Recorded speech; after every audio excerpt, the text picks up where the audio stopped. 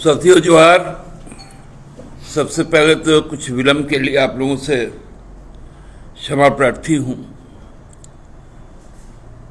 मूल विषय जो पहले दिन से हम लोग कह रहे थे कि चुनाव आयोग ने जिस बात को कहा कि हम लेवल प्लेइंग फील्ड देंगे, सबको समान अवसर देंगे, वो बातें अब प्रहसन के रूप में सामने आने लगी। इसकी आशंका हम लोगों को पहले से थी और आज वो फलीभूत भी हो गई। जब गढ़वा जिस विधानसभा संख्या 80,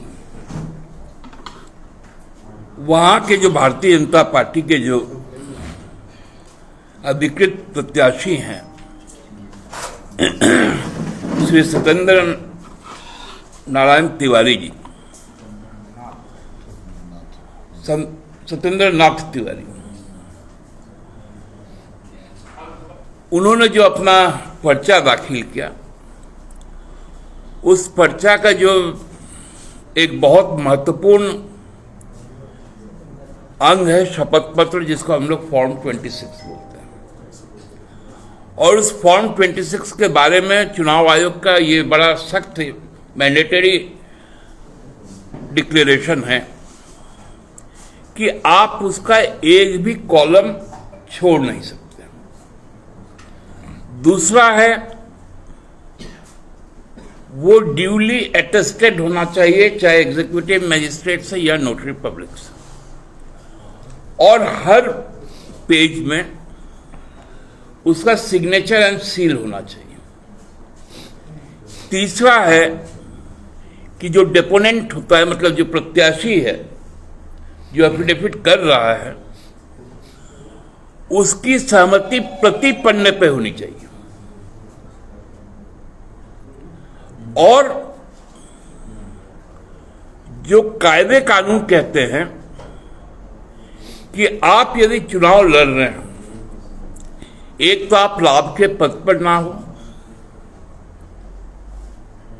आप पे कोई संगीन अपराध के तहत सजायाफ्ता ना हो,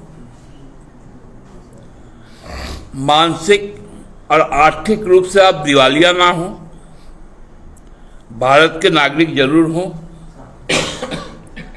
और आपके ऊपर में सरकार का कोई बकाया ना रहे। तो ये सरकार का लेकिन सत्येंद्र नाथ तिवारी जी ने, जिनको 2019 तक विधानसभा से जो आवास मिला हुआ था, 149, 150 और 151, ये 3 कमरे उनको अलॉट थे। उन्होंने जो 2019 में जब अपना नामांकन किया, तो उसमें उन्होंने कहा कि मेरे पास नो ड्यूज सर्टिफिकेट है, और उन्होंने प्रोड्यूस किया।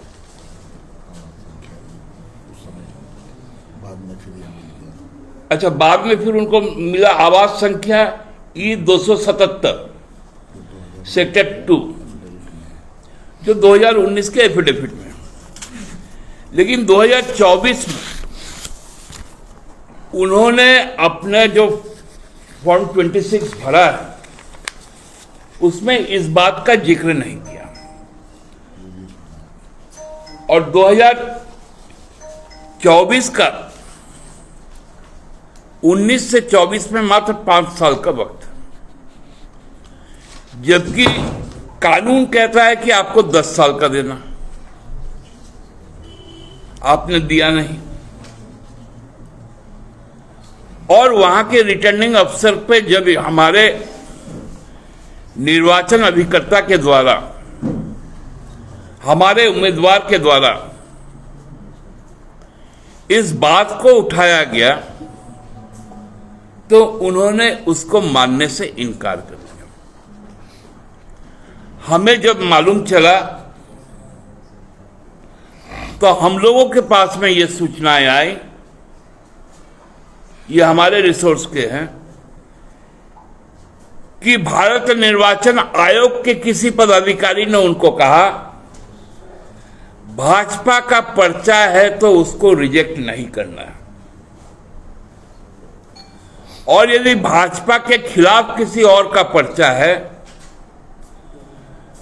तो माइक्रोस्कोप के नीचे डाल के उसको स्कैन करना है। उसमें एक बिंदी भी यदि ऊपर कहीं लग गया होगा पेन का पर्चा भरते समय तो उसको रिजेक्ट कर देना। यह सच्चाई है भारत निर्वाचन आयोग का कि हमारे द्वारा लिखित वहां पर आपत्ति दर्ज की गई, लेकिन निर्वाची पदाधिकारी ने उसको संज्ञान में नहीं लिया। तो आप बताइए, ये लेवल प्लेइंग ग्राउंड फेज 1 से ही शुरू हो गया।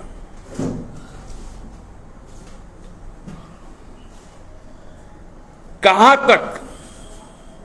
कल भी आप लोगों को हमने कहा था किस प्रकार से हस्तक्षेप हो रहे हैं।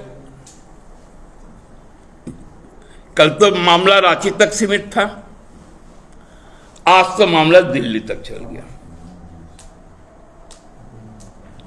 ये परिस्थितियां बताती हैं कि भाजपा कितना हताश हो गई, मुद्दे विहीन हो गए, नेता विहीन हो गए।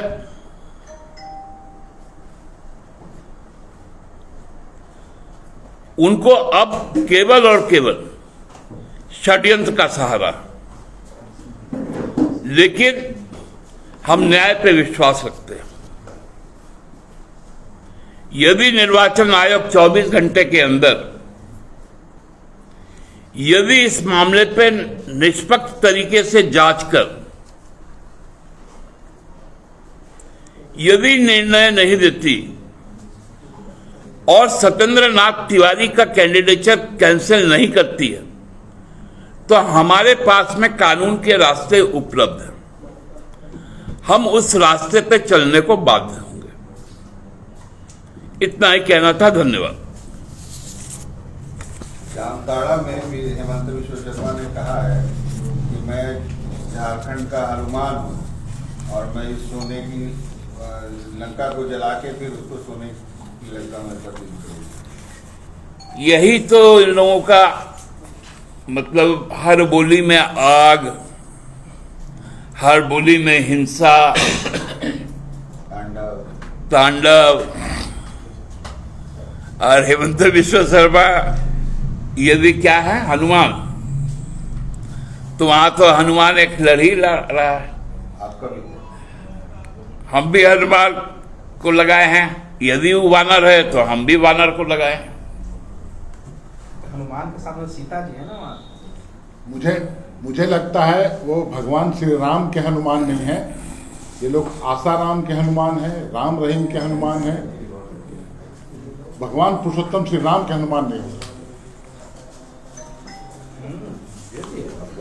कह दिया इरफान भाई पूरा